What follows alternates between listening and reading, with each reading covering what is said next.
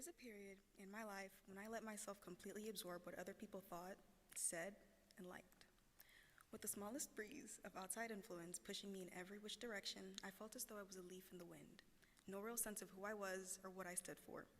I would start to doubt my love for pink if someone offhandedly mentioned they didn't like it. I would start questioning myself, wondering if they were right and I was somehow wrong for liking something that they didn't like, instead of standing by what I liked. Sometimes this uncertainty resulted in action. Though deep down I had always been drawn to the soft, peaceful hues of pastel pink, I would find myself throwing out anything pink, clothing or accessories. This color made me happy and comfortable, but I would ignore these emotions since I let the criticism of others guide my choices. Their views seemed more important than my happiness, and I was ready to give up something I loved to fit in or escape criticism.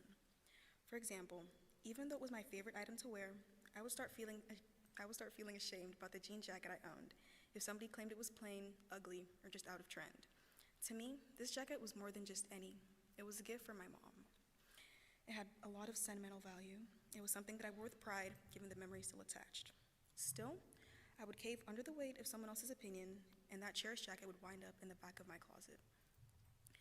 In those times when I was so desperate to fit in what others thought was acceptable, the fact that it was my favorite or that it had sentimental value seemed not to count. I can count many times when I made extra effort to fit in with what others expected or wanted. Emotionally, psychologically, or even physically, what it cost me was irrelevant. I was ready to do whatever it took to fit within the parameters of other people's approval. Should they find something uncool, I would give up on it. I would quickly change if they advised a particular behavior was embarrassing. My tastes and wishes seemed to vanish. They were secondary, little compared for my need to be accepted. Whether it meant silencing my voice or losing something that brought me delight, I didn't care. I disregarded a tiny voice in the back of my mind alerting me to possible regret for these choices. I simply followed what I felt I had to do to stay in everyone's good graces. Looking back, I see I behaved this way because I thought these people had knowledge that I lacked. I assumed they possessed some hidden knowledge or unwritten rules everyone else had learned while I was away. Perhaps they had access to a manual on navigating life that I had missed out on.